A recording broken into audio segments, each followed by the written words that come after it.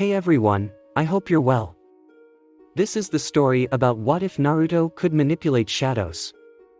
Before we start, please subscribe to the channel and like the video as well.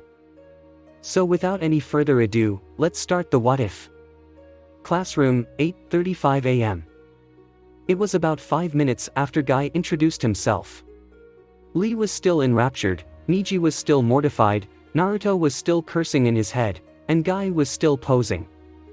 Eventually Guy decided that it was time to get started on the Jonin exam, so he called out, "Okay, Team 3, you are going to meet me at Training Ground 17 in 10 minutes.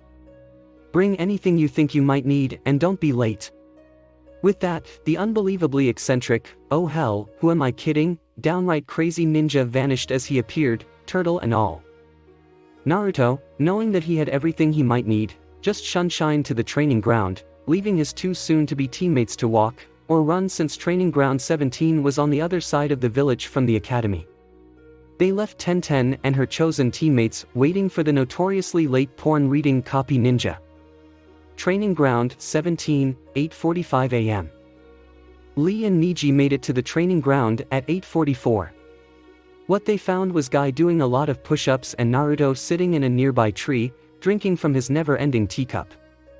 Guy looked up and noticed the two of them as a nearby alarm clock went off. He rose from the ground and yelled in his normal, extremely loud tone, "Well done my youthful students. Now for the second portion of my Jonin exam." Lee raised his hand and asked, "Guy-sensei, what do you mean by Jonin exam?" Naruto looked down from the tree and said, "It's the test that each individual Jonin gives his students before they become real genin. It was put in place in the old days so that they would be able to weed out the few weaklings that had managed to slip through the academy's dragnet, yet weren't really ready for what being a ninja entails. I can't believe you didn't know about it. All you had to do was ask, well, anybody, and they would probably tell you about it." Lee looked abashed and Niji looked, well, emo. Guy nodded and said, "Excellent recitation, my soon-to-be student. You are correct. The Jonin exam is meant to weed out those not ready in mind and spirit to become genin, even though they are ready in body. The first part was getting here in the time limit I specified, which is highly difficult for such young ninja. Just so you know, if any of you fail any portion of the exam, all three of you go back to the academy for another year, so you had best be prepared." The two genin to be on the ground nodded, the one in the tree just eyed the man strangely. This was going to take some getting used to on Naruto's part. Guy suddenly struck another pose, pointing into the distance. "Now, the stage for the second portion of the Jonin exam is set. Come my young pupils, to Training Ground 18 where my youthful test awaits your strength and cunning." He dashed off into the forest, the three graduates following him at varying speeds. When they got to the specified training ground, they found Guy in front of some sort of monstrosity. Niji and Naruto stayed silent while Lee asked, "Ooh, what is that, Guy-sensei?" Guy cracked a wide smile and said, "That, Lee, is the second and final portion of the Jonin exam that I have devised. Behold the mighty, youthful, and unstoppable obstacle course of Mado Jai." Guy struck yet another pose in front of the thing. It was a large circular course, meaning that when you finished it you ended up back where you began. There was a lot of metal to be seen. Starting at the course's starting line there was a pole vault that ended at the top of a large circular metal platform, upon which was the rest of the course. Immediately after the small area upon which you were supposed to land there were three large metal slabs, one after the other, blocking the way with about 2 feet of space between them. According to Guy, they each weighed 180 pounds, and that they had to lift them out of the way and get through before they dropped down. After the three doors was a large hole in the platform. The only path across this gap was a very small ledge on one side that couldn't have been more than an inch wide. They were meant to move across about 30 feet of space on their fingertips. Not too far after the pit was a series of upright boards. These boards were planted into the ground and served as stepping stones across the gap. These boards were rounded at the top, of varying height, and highly unstable. A single wrong step would send them toppling to the ground, and failure. The next obstacle was the second to last. Another large gap broke the platform, and between one side and the other were two glass panes, stretching horizontally from one side to the other. They had to plant their hands and feet onto the two panes and support their weight on either one or the other as they moved the other forward.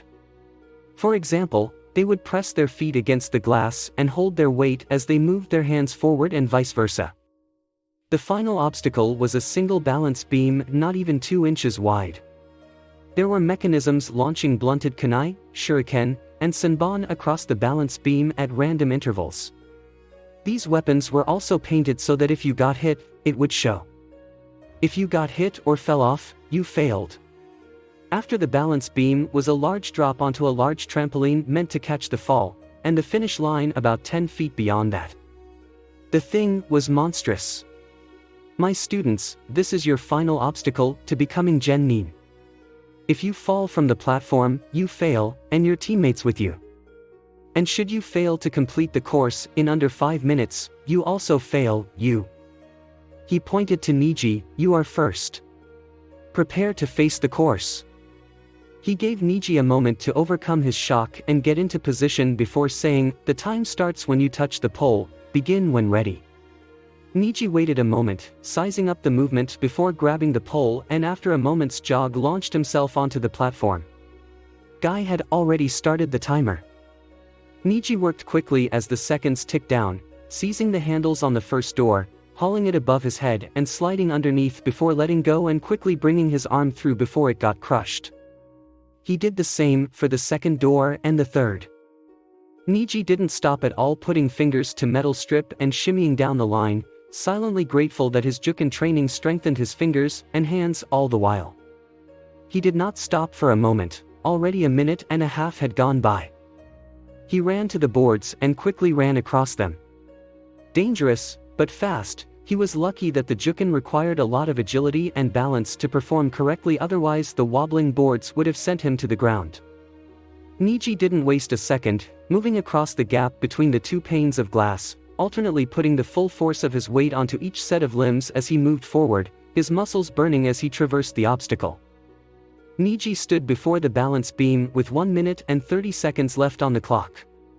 He had very little time to cross the 50-foot-long beam, so he spent 5 seconds scanning the pattern of the projectiles before dashing across at his top speed, hoping that he didn't get hit, though coming close a few times.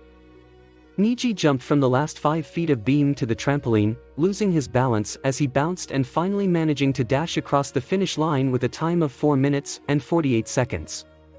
He just collapsed there on the grass, Hyuga pride be damned. Next up to the challenge was Rock Lee. He vaulted onto the platform with haste and began the course with vigor. He hauled the metal slabs out of his path and sped across the fingertip beam. He almost fell on the boards, but he made it through, and he managed to get across the glass, without much difficulty, albeit slowly to not break the panes of melted glass. He finally stood at the beginning of the balance beam at 3 minutes, 47 seconds. Then he leapt onto the metal beam and ran across it, going as fast as he could without falling off and having more than one close encounter with a painted weapon. He finally managed to jump off and cross the finish line at 4 minutes, 42 seconds, coming dangerously close to the time limit but managing the task nonetheless. He collapsed beside Niji, exhausted after the course. Guy turned to tell Naruto that it was his turn, only to find that the genin was standing before the pole already. Naruto unclasped his jacket and removed his hat and prepared to grab the pole as they fell to the ground. He waited 1 moment, timing the jump, and Guy started the timer as he leapt to the platform on the pole. He didn't waste a second, hauling the slabs of metal out of his way and jumping onto the ledge, catching himself halfway across and using his momentum to assist his crossing. He didn't stop for an instant before the boards, making his way along quickly and dangerously. They shifted a lot during Naruto's crossing, and 1 or 2 even fell as he crossed them near the end. With great strain and effort he managed to pull himself between the glass panes, and stood before the balance beam with 2 minutes left and about 50 feet of beam to cross. He crouched before he began.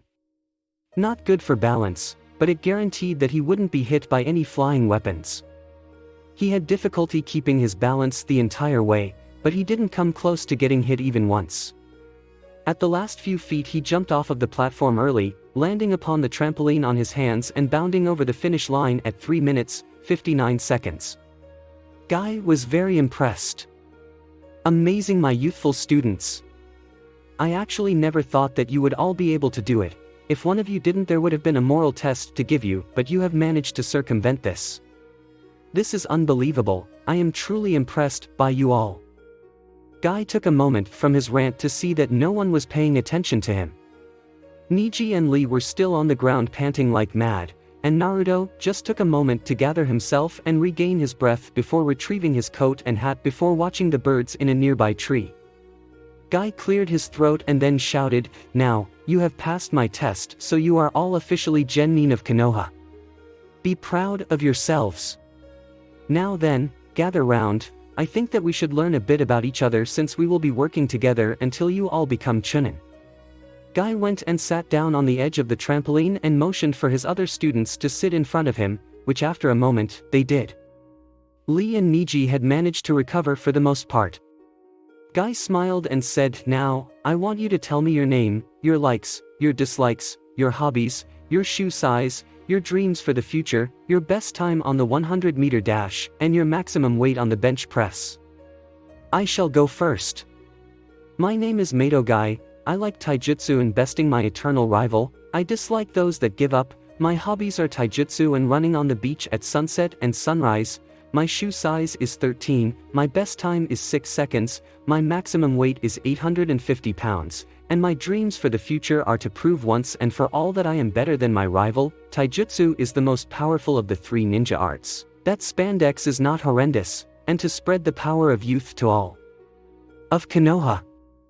Niji and Naruto looked at him like he had a few screws loose, while Lee just looked like he had found religion. Guy smiled, pointed to Lee and said, "Now you, my youthful student. Tell me about yourself." Lee immediately began, "My name is Rock Lee. I enjoy improving myself and my techniques. I dislike those who look down on others and those that are known and revered as geniuses without putting any hard work into it. My hobbies are training. My dreams for the future are to best my 2 rivals Niji and Naruto, who are luckily on my team, as well as proving that I can be a splendid ninja without ninjutsu or genjutsu. My best time is 1 minute and 14 seconds, my maximum weight is 120 pounds and my shoe size is 9, sir." Niji and Naruto looked at the strange boy as they looked at their mentor. Naruto just said, Lee, I think that the shoe size thing was just a joke. Same goes for the dash time and the bench press weight. Regardless, I think that it is time that Niji von Emo told us about himself, don't you, Guy-sensei?" Guy just nodded, and Niji sighed in that way that only a stuck-up douche really can.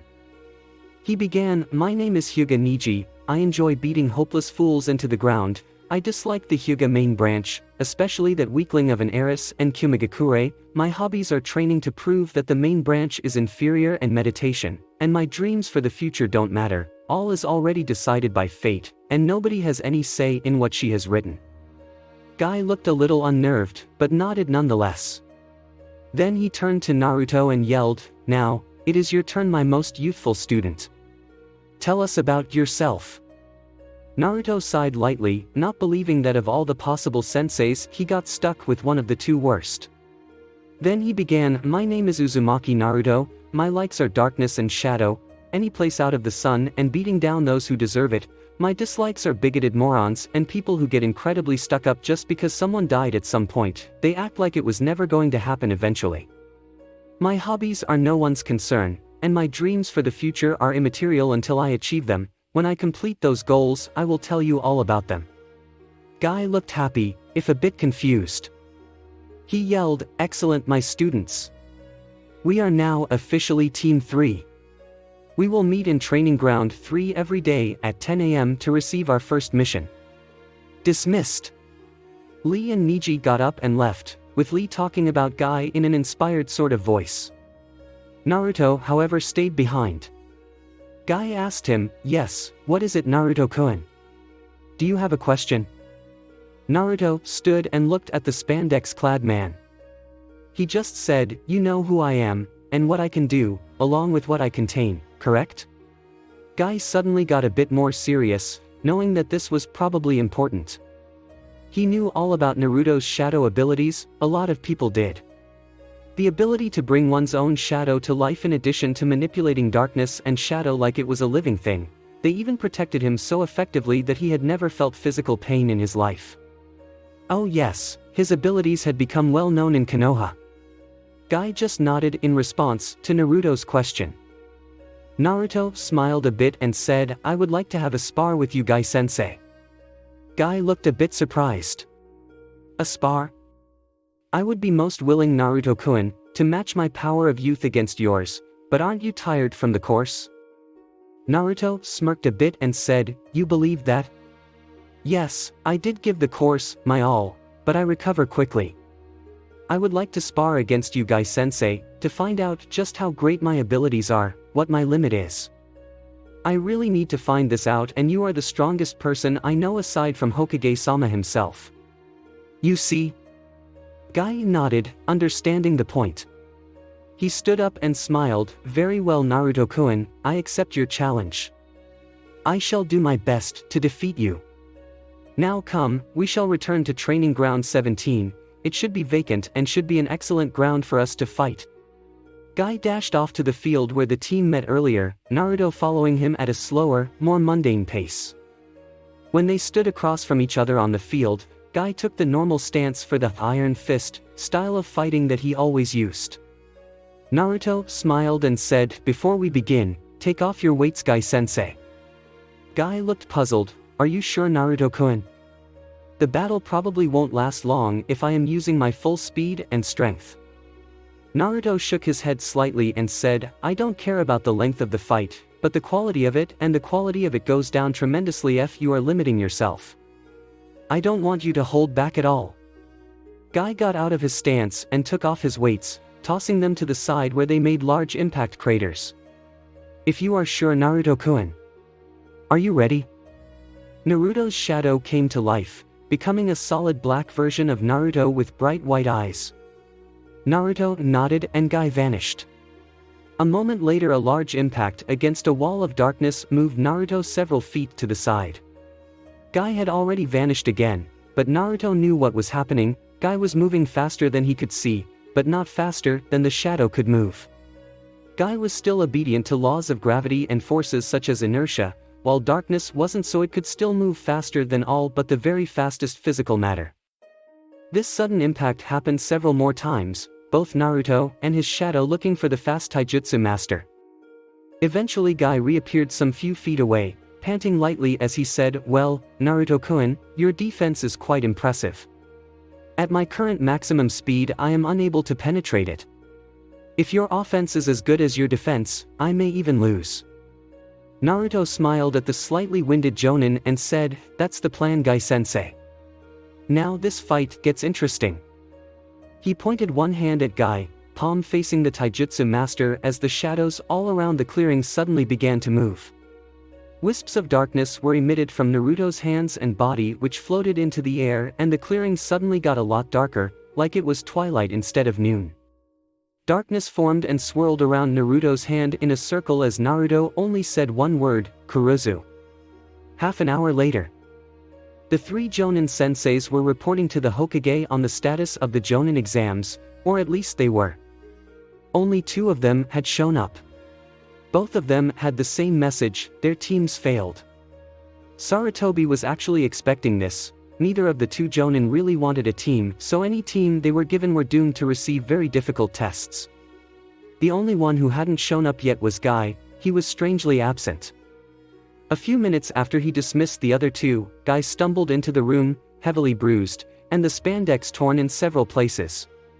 There was some blood dripping from his mouth. The Sandai got up immediately and went to the Jonin. "Guy, what the hell happened to you?" Guy smiled and waved the old man off. "It is nothing much, Hokage-sama. I just came to tell you that Team 3 has passed their exam, and they are now officially Genin." The Hokage took a moment to jot that down before he returned to his questions. Yes, but seriously Guy, what happened? You are one of the most powerful Jonin in the village. The only ones that could compare to you are Kakashi, myself, and Asuma on a good day. Guy coughed up a bit of blood before saying, "It happened during a spar with Naruto, Hokage-sama." A spar? The Sandaime was a bit skeptical. He knew the boy was well ahead of the others his age, but not by this much. Guy nodded and said, yes, he requested one from me after the exam was over. He said that he wanted to find out his limit, where he stood in the terms of the ninja hierarchy of strength in the village, how much his defenses protected him from attack. He also had me remove my weights before the battle. It was the best spar I have had in years. The Sandaime was quite surprised, and he did this to you. Just how strong is the boy? Wait, you didn't hurt him too badly, did you? Guy shook his head and said, yes, he did this to me, and I didn't manage to hurt him at all, at least not directly. I never managed to penetrate his defenses. They're incredibly difficult to pierce, especially combined with his techniques. As for how strong the boy is, Hokage-sama, it's incredible.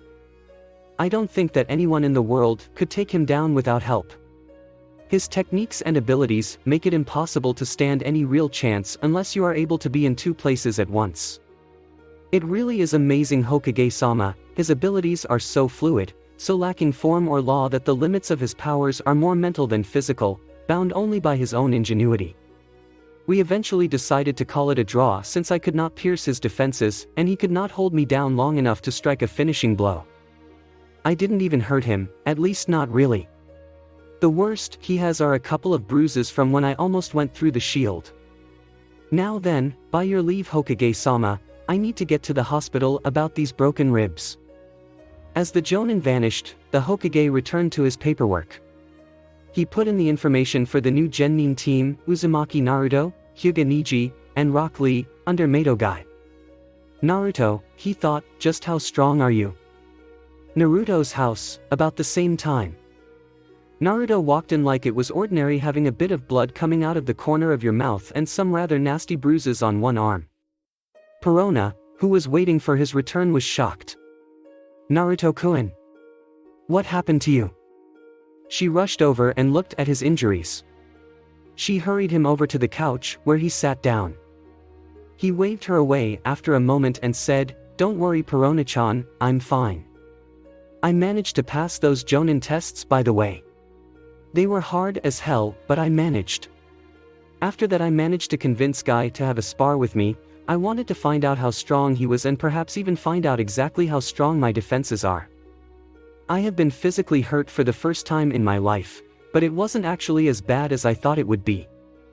I actually think that it was a good thing that I was injured today. If I ever get hurt in battle, the shock won't affect me as it did in the fight today. It was a very enlightening experience for me. Perona just sighed and said, well, I suppose that it was going to happen eventually, but you're sure you're okay?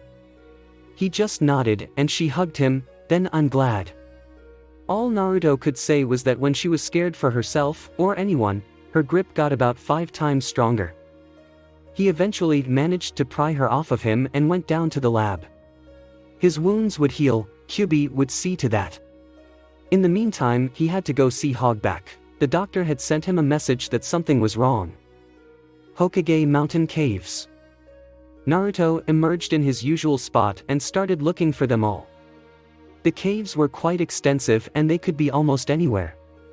He eventually stumbled upon 3 of the 4 residents near Hogback's main lab. Where's Hogback? He said something was wrong. The 3 were however oblivious to him and his questions. They were currently reading books of their choice. Out of mid-curiosity and potential blackmail material, Naruto checked the covers.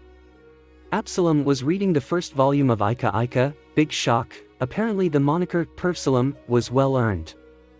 Yukino was reading the Kanazuki no Miko manga. Given her personality and preferences, he wasn't too shocked.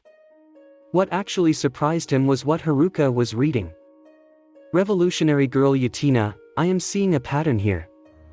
He looked over to the blushing beast man and yelled in his ear, oh I Perfsalom, where's the DOC? The beast man jumped and almost turned invisible on reflex. Oh, Naruto-sama, I didn't know you were here. Yeah, Hogback has found something really interesting and he wants you to find out the cause of it, something about one of the shadows. He said that he would be in one of the examination rooms. Naruto frowned and nodded. If this turned out to be a real problem, it could be bad. especially if it got to the generals. He made his way through the caves, and eventually found the rotund doctor and his pale assistant looking over the bound form of Ryuma, the general zombie that possessed the shadow of Zaraki Kenpachi. He walked over to the bound corpse and asked, "What's the problem?" Hogback looked up and said, "Naruto-sama, thank goodness you've arrived. Ryuma has been acting strangely lately, a lot different than he did with the shadow you gave him." Naruto looked at the zombie, and then at the doctor. "What do you mean by strangely?" Hogback stepped back and gestured at the corpse, saying, "He used moves that Zaraki Kenpachi did not know, which is supposed to be impossible. Where would he have learned them?"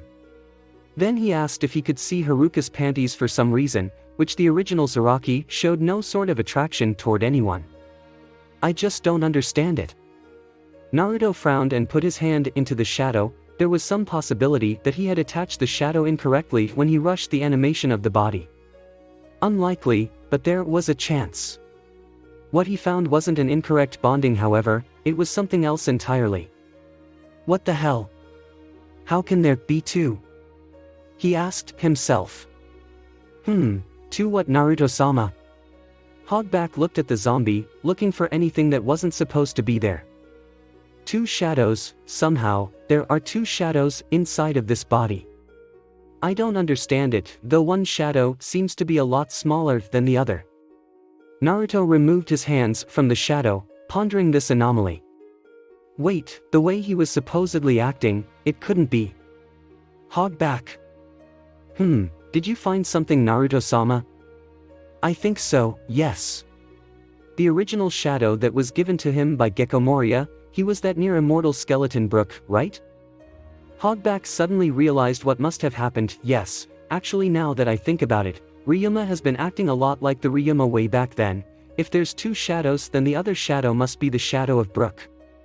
But, how did that shadow get into the body?" Naruto looked at the body and said, "It must have been during one of the fights between Brook and his zombie, Ryuma. If anything was removed from him, a lock of hair, a tooth, some bone fragments, the shadow of the lost pieces wouldn't have returned to Brook when Ryuma was defeated. Those fragments of shadow must have remained within Ryuma all this time, unable to move the body, but still carrying a small portion of Brook's soul. When I put the second shadow in there, they must have combined at some level, giving it the combined techniques of Zaraki and Brook, and also giving it the mind of Brook.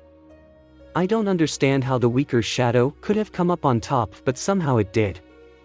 Short of purifying the body, there's no way to separate the two shadows from the strange combination that they are now." Hogback looked at the body and said, "The techniques of Zaraki Kenpachi and Skeleton Brook, the Black Sword Shusui, and the body of the legendary samurai Ryuma. This zombie is incredible." Naruto nodded and said, "It is as though he is a combination of the old and the new Ryuma. Overall, I think that this change is a good thing. Zaraki was brilliant, but he sought out too many fights, and was always very serious. However, his techniques lacked finesse, it was all power. A combination of Zaraki's sheer power and the tactical mind and techniques of Brook. It really is a terrifying thought to have to fight an enemy like this one." Hogback only nodded. Naruto turned to leave and said, "Right, well that's that cleared up. Now if you'll excuse me, doctor, I have to get home. I have my first mission tomorrow after all." Hogback nodded and went to release and awaken Ryuma. Naruto would need all of his strength and patience to put up with both tedious missions and the madness of Guy the next morning. Team Guy's training ground. It had been 1 year since Team Guy was formed. Niji was still emo, though he had gotten stronger, even managing to teach himself the Kaden over the past year just by watching the main branch of the Hyuga. Naruto had changed the least, add a few inches, and he was at a solid 6 feet 0 inches in height. Other than that, he was exactly the same, still devious, still powerful, still scoffing tea and candy. Though he had changed little, he had gotten much stronger with taijutsu training from Guy, and had intimate knowledge of several dozen different styles. He had also increased his repertoire of ninjutsu. He didn't like using them, they were too flashy for his style more often than not, but you never knew when something could come in handy in a weird situation. Of the three, Lee had changed the most. He had gone from a pathetic loser of a shinobi with no talent whatsoever at anything to a miniature Mato guy with gigantic bug eyes. He had managed to master the Gukken style of taijutsu, even managing to open the first 5 of the Hashimen, the 8 inner gates. Only Guy knew his full strength, but he was a long way from the loser that the academy scathingly called the dope. He also wore incredibly heavy weights, the same weights that Guy wore when he sparred against Naruto. That one time, Guy himself had moved on to far heavier weights in the years since. The three had been going on D-rank missions for the first 3 months of their apprenticeship under Guy. Since then they had been intermixed with the occasional C-rank mission. Those missions steadily increased until they handled nothing but C-rank missions, and they had even gone on a total of 3 B-rank missions, a very rare privilege for mere genin. Naruto's presence on their team had doubtless helped them obtain jobs of such difficulty. Right now the group was training in their usual way. Guy would oversee Lee's high-level training while Niji read Hyuga Taijutsu scrolls. Naruto would plot and scheme and watch the other two with slight disdain. Lee would always challenge Niji at the end of every training day, only to hold back by not removing his weights and therefore get himself beaten into the ground. If he removed his weights, he would have had a chance, but with them he had less than a 5% chance of winning. Lee had, only once, challenged Naruto to a fight, and Naruto's response was, "If you can't beat Niji, you can't beat me. Win against him and I might think about it." Ever since then Lee has been trying his hardest to defeat Niji, rarely getting closer to victory than he did the day before, since Niji got stronger every day as well. Still, Naruto found his entertainment in watching them fight. It was more about scouting out people that would have good potential as marionettes, but it was still entertaining. Speaking of marionettes, his store of them had grown. Absalom, Yukino, and Haruka had been sent out to outlying villages of Hai no Kuni and the surrounding countries, massacring the populations and bringing back the bodies. They never left any witnesses, and with Yukino's abilities and genjutsu they managed to get away without getting spotted by any ninja that were sent. The storerooms of the caves were lined with coffins bearing the bodies of soldier zombies, creatures sewn together from the body parts of dozens of men and animals, creating a streamlined warrior. Only a small percentage of them were alive, however, as Naruto hadn't gotten many chances to steal shadows that he needed to bring the creatures to life, but he had a large store of powerful soldier-class marionettes. He hadn't been able to create any new general-class marionettes yet though. Those required a strong frame originally and high-quality parts to make an extremely powerful body, and he was lacking powerful frames. He had also made a lot of money with the combined payment of 1.5 million Ryo a month from the 5 businessmen he had lent some of his soldiers to. That amount of money over the course of the 4 years of his academy days and jonin training really added up. Since he had so much, he had relayed orders to the rented soldiers of 4 of the 5 businessmen. Kill them and escape, take as much money as you can with you. As a result, he had regained his lost soldiers, and made a lot of money as well. Since everyone who knew of the zombies was dead, everyone thought that it must have been bandits or missing Nin. The only one left of the 5 was the first person he had lent them to, Gatu. He had put them to good use in the domination of Nami no Kuni, and he was the most trustworthy of the 5, so he decided to let the short man live a while longer. The last year had gone extremely well for him, all things considered. The only low point was that during one of the B-rank missions his axe was broken by an enemy ninja. He wasn't too surprised, the thing was very old, but he required a new weapon. He had a good idea where to get it, but he would have to get away from Konoha for a while to get there, but aside from his weapon's destruction, things were looking rosy. Naruto also had been collecting information lately, specifically on the group known as Akatsuki, and the new village, Otogakure, created by Orochimaru. He had learned as much about the two groups as possible. He knew that the Akatsuki planned to capture Jinchuriki like himself, and he was going to use that to his advantage. The one he sought was in the group after all, the one needed to complete one of the generals, and in addition to that, all 9 of the members were powerful. They would make excellent marionettes or shadows. What he was most interested in though was Orochimaru. His curse seal was a work of genius that he wanted his hands on. Since the zombies couldn't die, if he could somehow use the curse seal upon them, then he would drastically increase the power of his followers. Also, there was the man himself. Orochimaru's shadow was right up there on his wish list.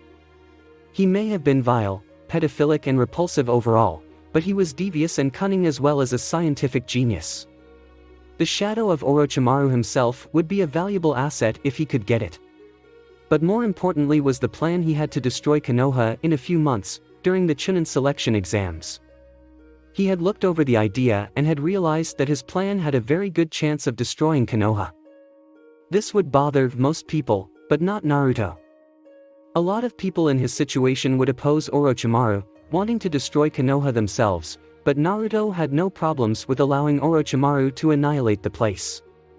Yes, he would have had more satisfaction doing it himself, but he wasn't in this for satisfaction, he was in it for results, and at the moment Orochimaru's plan to assassinate the Sandaime and destroy the village with the Ichibi no Tanuki had the best possible success rate of any course of action that he had considered.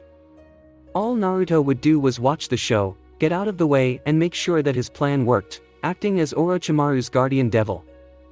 No one would know that he had played a part in Konoha's destruction and he had no problem with that, he preferred to remain anonymous anyway. But he had some plans today.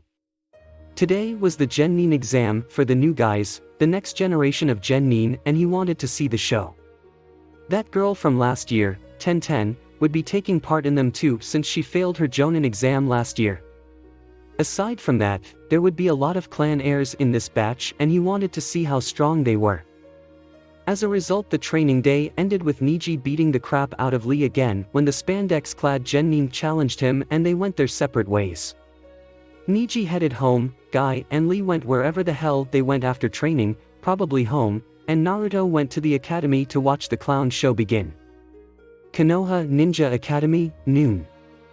The class began as it normally did that day, with most of the students talking about virtually nothing or trying to practice some chakra control for the graduation exam later on. None of them but 1010 knew this, but the exam had really gone down in difficulty.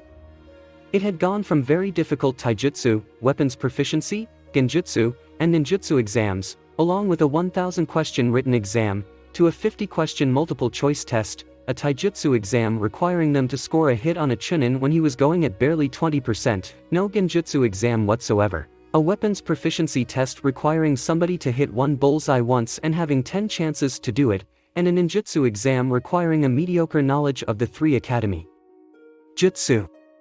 It was pathetic. What 1010 found even more pathetic was that some of these supposed ninja actually found the entire thing difficult. They made fun of her for not passing the year before, but she just shrugged them off. She knew that in a fight, she was definitely the most powerful kunoichi, the only people in the room that could defeat her would be Shino, Shikamaru if he tried, and maybe Sasuke if she was having an off day. What she found hilarious was that the little brat actually thought that he was the best just because he was at the top of the class.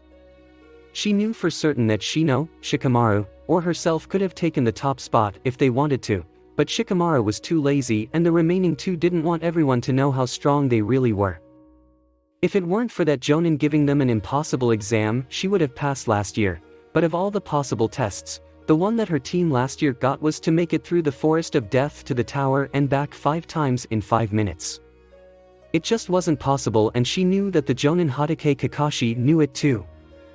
Alas, she was forced to fail, and now she was stuck in a class full of fangirls and brats who thought that they were real ninja with a few exceptions. There were plenty with real potential, but none of them could compare to some of the powerhouses she had in her class last year. There were some strong genin, but they were no Niji, and no sign of any of them coming even close to Naruto's level. She had seen the spar between Guy and Naruto when she left a clone behind in the classroom and followed Guy's team, hoping to see what she might be facing, and she followed the two of them after they left. The fight that she saw was unreal. Before that day, Training Ground 17 was a decent-sized clearing with a heavily forested area around it. Ever since that day it was nothing more than a slightly grassy plain. Now she was stuck in this pathetic excuse of an exam, bored rigid, and forced to put up with a bunch of wannabe ninjas. At least her boredom was somewhat relieved when Super Fangirls 1 and 2, Haruno Sakura, and Yamanaka Ino, respectively barged through the door at the same time and each declared that they got there first. She honestly thought that it was people like that which gave kunoichi a bad name. Then they proceeded to fight over which of them would sit next to Sasuke, despite the fact that there were 2 seats next to him. She was about to either kill the pair of them or leave the room when Iruka and Mizuki showed up at the door and began the exam. Tenten noticed that Mizuki was still walking with a cane. Naruto really screwed up his knee last year and he hadn't been able to walk without support ever since. He had retired from being an active shinobi and took up a permanent job at the academy, which is very rare. Still though, nobody believed her when she said that she knew the guy that did that to him. What she didn't notice was Naruto hiding behind a genjutsu watching the young idiots go up, do a couple of E-class ninjutsu and act like they accomplished something. He looked over them all, the only ones of any use were Shikamaru, for his mind, and maybe Shino for the same. Still though, he was embarrassed at how far the exam had fallen in terms of difficulty. The time was not too long ago when the thought of the exam would terrify those soon to take it, but that time had evidently passed. Supposedly the age of potent shinobi had passed too. He was sitting on the corner of Iruka's desk for God's sake and nobody had noticed him yet. He was sure Iruka did, he was actually pretty sharp, but not one of the students had noticed the genjutsu, much less pierced it despite its low quality. He wasn't surprised that Tenten didn't manage it, she sucked at genjutsu for the most part, but the Hyuga, and the Uchiha too?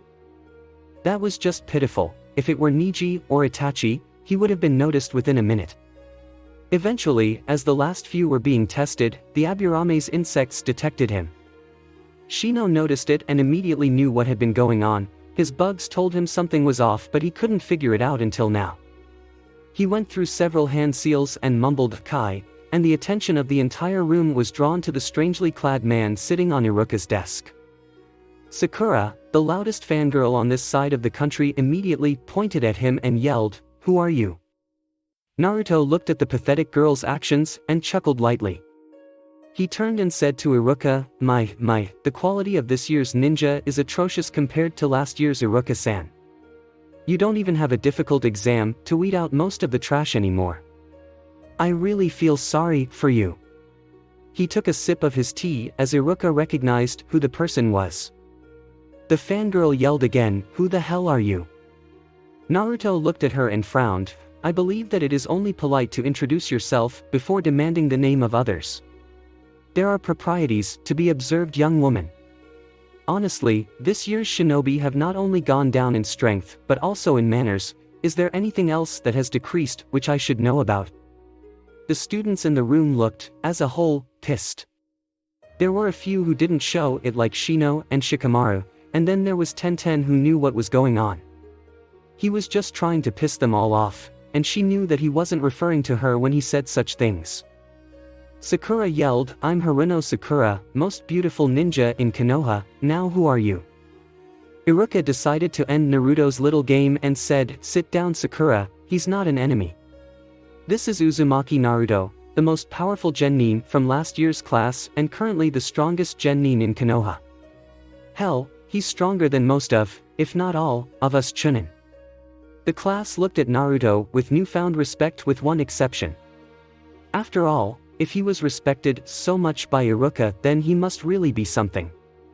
Naruto continued on, "Thank you Iruka for the introduction, but that doesn't change how disappointed I am in this year's batch of genin. None of them look anywhere near ready for what they have coming. Well, aside from Tenten, she knows the business pretty well, but aside from her." The class looked at Tenten before returning their gaze to the strange person among them. Naruto continued on, "Honestly, I have been sitting here all day watching them all make fools of themselves, pretending that they are ninja, treating this pathetic exam like it was something difficult. It took the lot of them an entire day to locate and dispel the weak genjutsu I put over myself. No offense Iruka, but I think you might have fucked up with this batch or something. How could they all be so weak otherwise? I mean, come on, the rookie of the year would lose a match to last year's dope for God's sake." The class looked at Sasuke, waiting to see what he would do. He got up, looking slightly pissed, walked over to the blonde and said, "Fight me, now." Naruto smirked into his teacup as he took another sip and said, "You aren't worth my time, kid." Then Sasuke did what no one else had the balls to do, ever. He smacked the cup away from Naruto and everyone watched as it fell to the floor with a slight crack.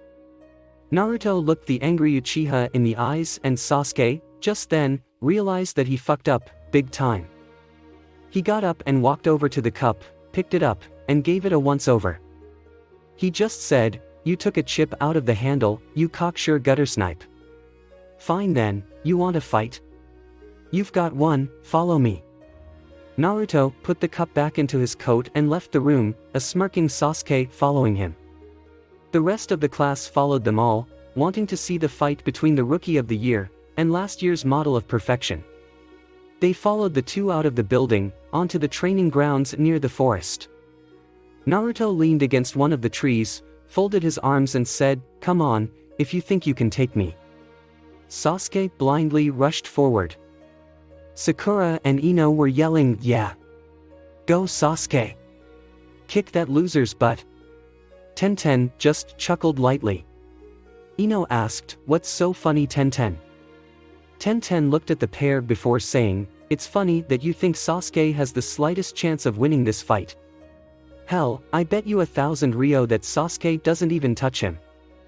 Sakura looked pissed and said, "What, are you saying that Sasuke will lose? Are you nuts? That's impossible, he's the Rookie of the Year and an Uchiha, he's invincible." Tenten smirked as Sasuke got closer to his opponent, rearing his fist back. She said, "Oh no, Sasuke is far from invincible. The only person I know that is even close to invincibility is leaning against that tree. Sasuke is about to get a long overdue lesson in humility. Until Guy, one of the village's strongest jonin, took him on in a spar, he had never even been injured. Sasuke doesn't have a chance." The two girls looked on, hoping that Tenten was wrong. After all, Sasuke was invincible, right?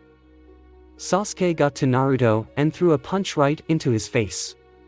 Sakura cheered, thinking that it was a direct hit, only for everyone to see a moment later that Sasuke's attack was blocked by a wall of solid black.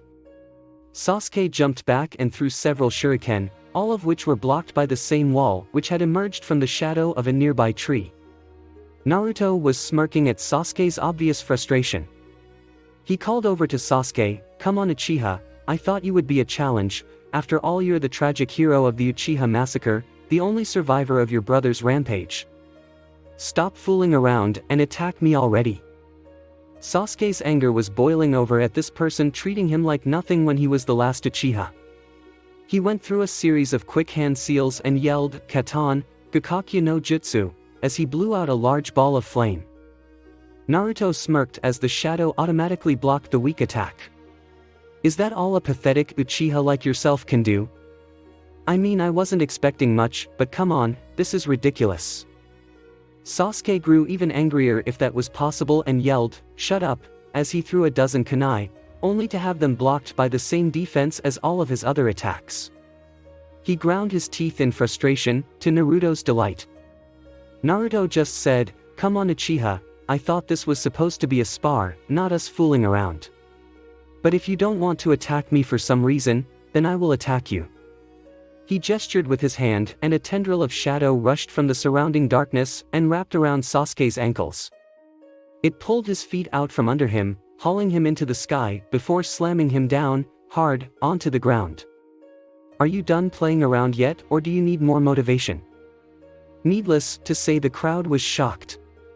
They never expected Sasuke to lose. Well, no one except Shino, Shikamaru, and Tenten, they expected to see Sasuke get his ass handed to him and they weren't disappointed. The only one who was really taking this positively was that girl Hinata. She was looking at the older ninja and blushing slightly. Naruto had the shadow let Sasuke go and he yelled to him, "Have you had enough yet? I thought that one of the great Uchiha could do way better than this. Honestly, you're nothing like Itachi was at your age, he would have gotten back up and kept fighting." At the mention of his brother's name, Sasuke stirred and began to stand. Naruto shook his head and said, "Honestly, is this the best you can do? One pathetic assault and a low-level ninjutsu. I really am disappointed. I was expecting an incredible battle that would leave the area in ruins, not some weakling who's all talk." Sasuke looked pissed off at the black-clad blonde before going through several hand seals and using the Gakakyu no Jutsu again, only to have it blocked. Come on Uchiha, I've barely moved this entire fight and you can't hit me? And you keep using those weak ninjutsu too, it's pathetic. If you want to use a ninjutsu, it should be something like this. He went through several hand seals before yelling, Doton, Doria Dango. He slammed the ground and hauled up a large sphere of earth twice as big as he was, which he threw at Sasuke. The black-haired ninja to be tried to dodge, but got caught on the edge and it dislocated his left shoulder. Sasuke grabbed the wounded joint, glaring at his enemy. You see Uchiha? If you're going to use ninjutsu, make sure that you can damage your target with them. If I wanted to, I could have made that attack more than large enough to kill you, but I am in a good mood, so I didn't. Honestly, now I know why your brother left you alive. It was because you're so weak and pathetic that you aren't worth the time it would take to regain the chakra I put into the attack. Itachi doubtless thought that you were so pathetic that you weren't worth the time it would have taken to wipe your blood off of his sword. I can't believe that you actually think that you are anywhere close to strong. This match is over, you can't possibly fight with that arm. Good day to you Iruka. Then Naruto left as mysteriously as he appeared, simply vanishing. Iruka called in a medical ninja while most of the crowd looked on in awe at the struck-down Uchiha. None of them had any idea that there was someone their age more or less that was that strong. Tenten smiled while Sakura and Ino fumed over the fact that somebody hurt their Sasuke. Sasuke just looked pissed, both at his defeat and what his enemy said. He would prove that person wrong. He would defeat Itachi and he would defeat him. Thanks for watching. I hope you enjoyed. If you enjoyed this what if and want to see next part of it, comment down below and let me know. Also share this video with your friends. See you in the next video. Peace.